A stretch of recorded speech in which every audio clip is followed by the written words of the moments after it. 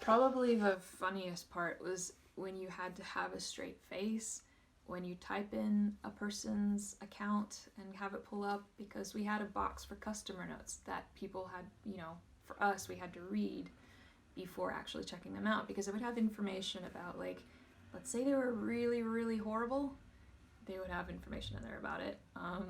Some had, like, long stories between Vulcans. Like, Vulcan would, like, one Vulcan would write, like, a sentence, the next Vulcan would write another sentence, and it would just, like, continue down. I think the one time I was called out on it because this really terrible customer came in and just known for being, like, really, really bad and rude, and pulled up her account, and it was like a book. And so I just, like, sitting there reading, and she's like, "What's taking so long?" I'm just like, it was obvious I was reading something, so I just had to play it off. I'm like, but so a lot of information was passed around within the internal system. So Vulcans were able to communicate with each other about particular people, especially if they were terrible. I think those were the most fun, but also all of the wonderful people too. So if you were known to be, like, the sweetest person in the world, you probably got a lot of free rentals, because you got a lot of people going, "Oh, you know what, I'm gonna delete this cost for you. All right, have a nice day." So no, we had kind of both worlds, and I think that's typical for any retail system or retail job. So our customer notes were probably my favorite thing about that store. That all ranged from again, board and creative employees writing things like, my favorite one was, you just pulled it up and it's this guy, and his customer notes were just in all caps, "I'm dying for you to fuck off." Other ones said things like, "I like your boyfriend's cookie duster, Juno." And I think, again, those kind of things encapsulated the sort of attitude and spirit of Vulcan Video. There's the nickname or code name system in the point of sale software at Vulcan. I wish I could go back and look through again. There's a lot of nicknames. My two favorites were actually the two Turtle Men. There's Turtle Man, and the other one's, like, I don't know, Turtle Man 2 or something. One of the Turtle men, they both look like turtles. One of them knows he's a turtle, and he likes it. He wears turtlenecks, and he has a baseball cap that says turtle on it. And I don't know if he had it made or if he procured it some other way. The other Turtle Man looks more like a turtle, physically, but he does not seem happy about it. He even had a pointed upper lip like a turtle. He did not embrace his turtleness, even though he was much more turtly. I'm taping. I'll never forget the time that friend of the store, Zach Carlson, who some of you might know, came in looking for recommendations. Another customer in the store who was a particular kind of weirdo, we'll just go ahead and say it, said he should watch Pedro Almodovar's The Skin I Live In, which he had just seen, and starts to describe it to Zach. And Zach says, "Hey, well, no spoilers." And the guy says, like, "Oh, it's not a spoiler," and then proceeds to describe in detail the whole plot of the movie. Zach rents the movie, comes back, says, "Hey, that guy told me the whole movie. What's up with that guy?" The answer is, we don't know. I remember there was one time where we were watching Big Trouble in Little China in the store. I may or may not have been working with Neil Cook at the time, but we were watching Big Trouble in Little China, and this couple walks up, and she says to her girlfriend, like, "Oh, what's this?" And the one goes, like, "Oh, it's this dumb 80s movie." And I look at what they're renting, and it's Joanna Man. And, if you want to watch Joanna Man, cool. There's definitely a time and a place. But maybe not the best, thing to be renting to throw a John Carpenter film under the bus. Because we would have customers that just would hang out for way too long. Sometimes it's really annoying, and they would leave because they wanted to hang out and talk. Or they would just rent the movie we put on every time, which is very annoying because it's probably the only copy we had, and we were really excited about watching whatever we were going to watch.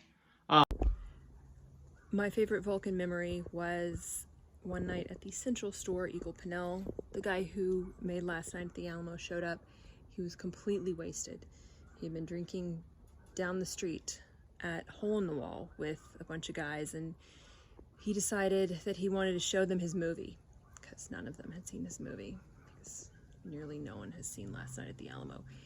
And so he showed up to rent his VHS of his own movie at Vulcan. Very, very drunk.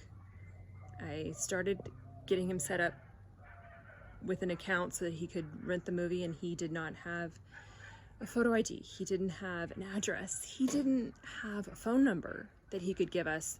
He spent 20 minutes trying to convince me that he could give me the DP from Slacker's phone number, and that the DP from Slacker would vouch for him as a person who could keep track of a videotape for any amount of time.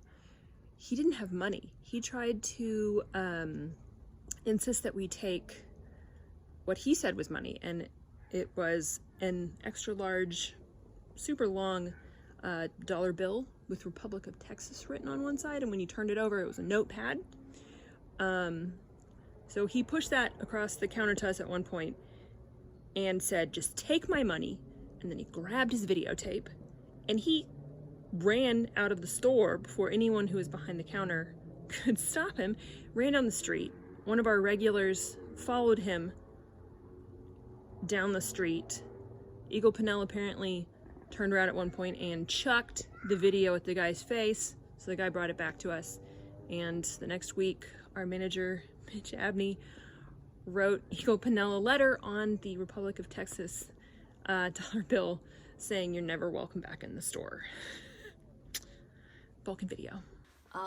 One night, it was myself, Hunter, and Austin all working the 29th store. And it was kind of a slow Friday or Saturday night. It was pretty quiet for that day. And there was this guy over in the music section. So the music section in the 29th store was like over on a far wall.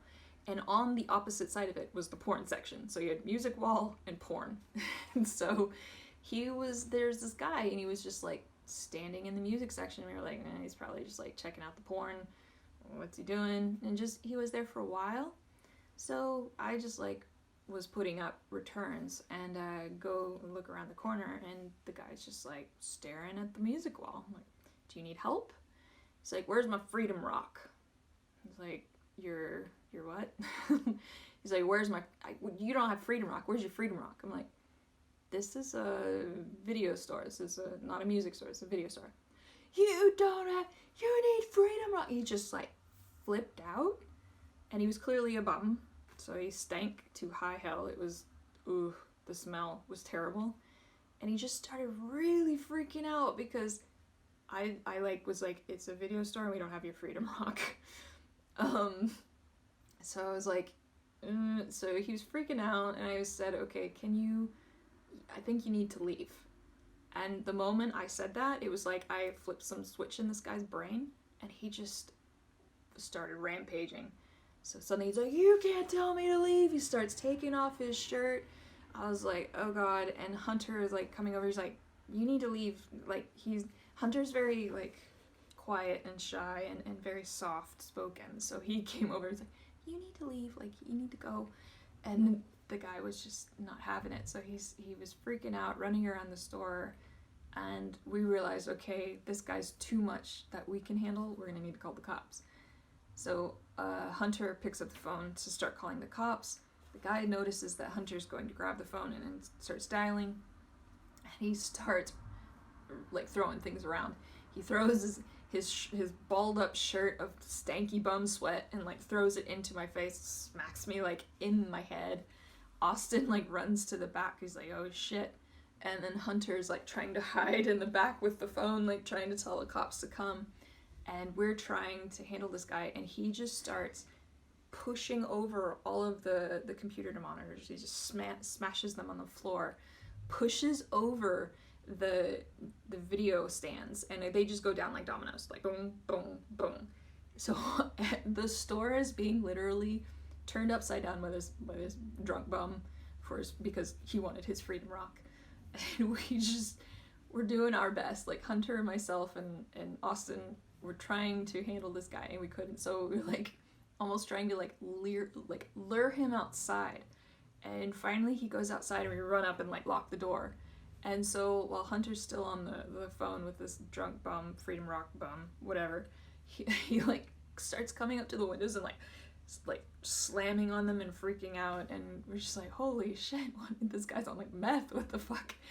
But the cops finally came, and it just, after this guy like got out and got arrested and everything, we just turned around to look at the store, and it was like a tornado had gone through.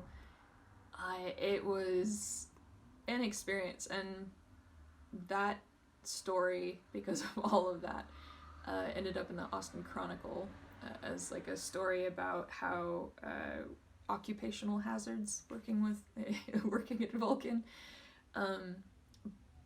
But the funny thing is that they combined Hunter and I as one person in the original story, so it was like Hunter Danica. And so Hunter Danica handled the bum in an amazing way, and yeah, it was probably the most traumatic thing that happened for myself at the 29th store. Yeah.